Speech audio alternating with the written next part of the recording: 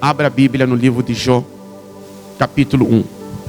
Vamos à palavra de Deus para você entender o que acontece quando você abraça e assume o desafio do altar. Veja o que está escrito aqui no versículo 1. Havia um homem na terra de Uz, cujo nome era Jó. Homem íntegro, reto, temente a Deus e que se desviava do mal. Jó era um homem temente a Deus. Quando a Bíblia fala que ele se desviava do mal, significa que ele odiava as coisas erradas. Ele odiava a mentira, ele odiava o orgulho, ele odiava a prostituição, ele odiava as coisas que Deus não se agrada. Ele odiava, ele detestava isso. Por isso fala que ele se desviava do mal, que tudo que você odeia, você não traz para ti. Tudo que você odeia, você não pratica, nem se aproxima dele. Por isso que ele fugia dos homens maus. Então, a primeira riqueza de Jó é esta: o seu caráter. Se há um sacrifício que Jó fazia, era este: dia após dia, se manter separado, ser uma pessoa diferente aos olhos de quem? Este é o primeiro sacrifício que você deve fazer: se separar do sistema do mundo. As pessoas pensam que Jó teve simplesmente uma graça. Não, Jó fazia a diferença. Ele se esforçava para ser diferente. Integridade, não há definição para integridade. Imagina todas as qualidades do mundo, né? Integridade significa fidelidade, honestidade, bondade. Um homem íntegro, um homem fiel, um homem honesto, um homem justo. Então Jó, ele era um homem nascido de Deus. Era uma pessoa batizada com o Espírito Santo. E por isso é que ele era temente a Deus. Que você só teme a Deus se você nascer de Deus. Essa é a importância da pessoa, mesmo estando no jejum, orando para algum bem material, você tem que priorizar buscar a presença de Deus. Você tem que pedir para que Deus lhe batize com o Espírito Santo, porque isso vai lhe dar status diante de Deus. Deus não se gabou de Jó por causa das riquezas, que riqueza foi consequência disso aqui. Jó, Deus falou para o diabo: viste meu servo Jó?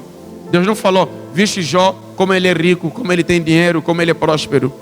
Porque isso para Deus não vale nada. Essas coisas é para nós. Para Deus isso não tem nenhuma importância. Não tem nenhuma importância. Riqueza, dinheiro, essas coisas para Deus não tem nenhuma importância. É importante para nós aqui na terra, mas para Deus não. O que de mais valor você tem é o seu caráter. Então Deus falou para o diabo: observaste meu servo Jó, homem íntegro. Você vê o que Deus valoriza? Se você tem que se esforçar, você tem que se esforçar para ser bem visto aos olhos de Deus. Você não tem que se preocupar com a imagem aqui na terra, com fama, com o que as pessoas pensam. Não, você tem que se preocupar: o que Deus vê em mim? Quando Deus olha, o que Ele pensa a meu respeito? Como que Ele me vê? Será que eu sou um servo fiel? Eu sou uma serva fiel? Será que Deus se agrada com o que eu falo? Será que Deus se agrada com as minhas atitudes, meu comportamento? É isto que você tem que colocar dentro de você. Que quando Deus abordou o diabo para lhe perguntar: está a vida onde você? Estou saindo da terra, passeando por ela. E aí, lá na terra, você viu Jó? Amém, pessoal? Você viu Jó? E o diabo aproveitou então aí a bagunça. Aproveitou a oportunidade que é para infernizar a vida do outro. Eu vi. E ele só é fiel porque o Senhor lhe deu tudo. O diabo é assim. Diga: está destruído em nome de Jesus. Ele só é fiel porque o Senhor lhe cercou. Mentira. Ele era fiel porque ele era temente a quem? A Deus. E Deus sabia disso. Para desmentir o diabo, então Deus aceitou o desafio. Para desmenti-lo mesmo, Deus aceitou o desafio. Por isso que há aflições que Deus permite na sua vida, é com um propósito. Deus não permite nada na sua vida que não seja para algo melhor. Por isso creia. Quando fecha uma porta, tem que crer que Deus tem portas melhores para você. Não fica aflito porque você perdeu o emprego de repente, mesmo estando na fé, orando. Acredita, se Deus permitiu, é porque a porta que vai abrir é muito melhor do que essa que se fechou. Mas você tem que confiar. Porque se você ficar triste, ficar reclamar, ficar murmurar, ou até mesmo pensar em sair da igreja, como você vai saber que Deus tem algo melhor para você? Está escrito que tudo coopera para o bem daqueles que amam a quem? A Deus. Aconteceu algo na sua vida, mantenha calma, medita naquilo, busca direção em quem? Permanece. O que você tem que saber aqui na cabeça, colocar na sua mente, é que Deus não faz nada para te prejudicar. Nada.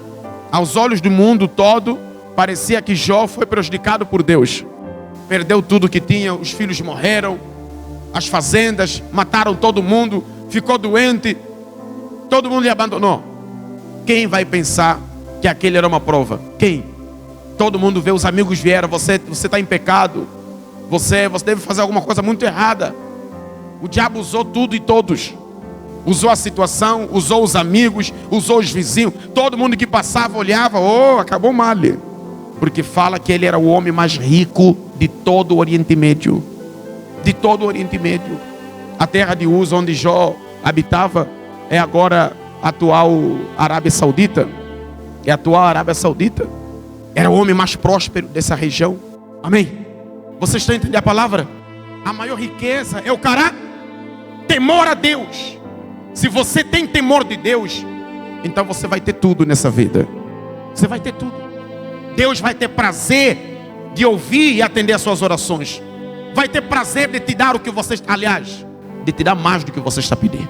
Porque está escrito que Ele é infinitamente poderoso para fazer muito mais do que pedimos ou pensamos. Salomão pediu sabedoria e entendimento, conhecimento. Deus deu sabedoria, entendimento, conhecimento e muitas riquezas. Deus nunca dá só o que você pede. Quando você teme, é uma mulher temente a Deus, é um homem temente a Deus, Deus não se limita a te dar o que você está pedindo. Ele te dá além do que você está pedindo. Ele faz muito mais do que você está pedindo, porque Ele conhece as reais necessidades da tua vida. Da tua vida. Te dá até o que você não pediu, mas Ele estava que você precisa. Você precisa, Ele te dá. E o que vai acontecer aqui no dia 12? Você tem um pedido e Deus tem um presente para você. Está reservado. Então veja aqui o que fala no seu versículo 2. Nasceram-lhe 7 filhos e 3 filhas. Possuía 7.000 ovelhas, 3.000 camelos, 500 juntas de bois, 500 jumentas. Era também muito numeroso o pessoal ao seu serviço, de maneira que este homem era o maior de todos os do Oriente. Amém?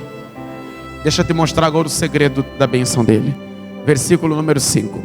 Decorrido o turno de dias de seus banquetes, chamava Jó a seus filhos e os santificava, os consagrava, os separava, levantava-se de madrugada e oferecia holocaustos, sacrifícios, segundo o número de todos eles, pois dizia: talvez tenham pecado os meus filhos e blasfemado contra Deus em seu coração. Assim Jó fazia constantemente, continuamente. Quando a pessoa conhece a Deus, teme a Deus e é abençoada por Deus, ela sabe valorizar, ela conhece o segredo da bênção. Ela não pensa 2 vezes para servir a Deus, não pensa 2 vezes para pegar o que tem e oferecer para quem? Porque sabe que tudo que ele tem veio de quem? Vem de Deus. O sacrifício que você faz é a manutenção da sua vida. A vida sabe que exige manutenção. Exige manutenção, até saúde exige manutenção. A vida espiritual exige manutenção. Você tem que renovar a sua comunhão, tem que renovar a sua vida, tem que renovar as forças, tem que renovar a sua espiritualidade. Não pode se conformar. Orei uma única vez, vou em casa, relaxa. Então Jó, todos os dias, levantava bem cedo, o sol nem nasceu ainda, e ele já pegava os filhos dele, vamos até o altar. Você tem colocado tua família, teu casamento no altar? Você que está a reclamar que as coisas estão a dar errado, o que você tem feito? Porque olha o que ele fazia. prevenir é melhor do que quê? Ele não esperava o mal entrar. Ele levantava todos os dias inteligentemente, pegava nos filhos, porque ele acreditava aonde? Ele acreditava no altar. Então ele pegava os filhos todos os dias, chegava e se certificava que mesmo ele não estando presente, nada de mal iria acontecer com seus filhos. Então ele pegava nos filhos e colocava eles aonde? Lhes santificava, lhes consagrava. Porque ele falava, de repente, meus filhos pecam contra Deus, eu sou temente, mas eu não sei onde eles vão. Pelo menos o que eu estou fazendo aqui, eu estou trazendo proteção para minha casa. Amém, pessoal? Vocês entenderam?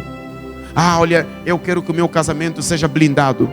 O lugar da blindagem é onde? Se você não tem um casamento no altar, não tem o hábito, o costume, às vezes de fazer um sacrifício só pelo seu casamento. Quando alguém se levantar amanhã e for fazer um sacrifício ao diabo para destruir, o casamento vai cair. Aliás, não faltam exemplos, evidências. Espero que você tenha mentalidade para entender isso. A Bíblia fala assim: se você está de pé, cuida-te para que não caia. Até o pastor, até eu. Se eu não vigiar, não manter a minha vida como Deus recomenda, então daqui a pouco acontece uma coisa, você ouve, o pastor caiu. Aí você fala, mas como? A vida exige responsabilidade. Nós temos que orar constantemente, tem que vigiar constantemente. Nós temos que sacrificar nossas vidas constantemente. Para quê? Paulo fala, Efésios 6:10, para estar preparado, o dia mal pode vir a qualquer momento. Eu não sei quem está me assistindo, eu não sei quem está em minha volta. Eu só sei que eu tenho muitos inimigos e eu não sei o que eles estão fazendo que é para me derrubar. Eu não vou esperar amanhã sentir algo que é para correr atrás. Então eu me mantenho na presença de quem? De Deus. Me mantenho na fé, me mantenho no esconderijo, mantenho o meu hábito de orar, de subir monte, de jejuar, de sacrificar, para que, embora eles estejam a fazer tudo que eles tiverem a fazer, não vai dar certo, porque eu estou abrigado no esconderijo de quem? De Deus. Amém, pessoal?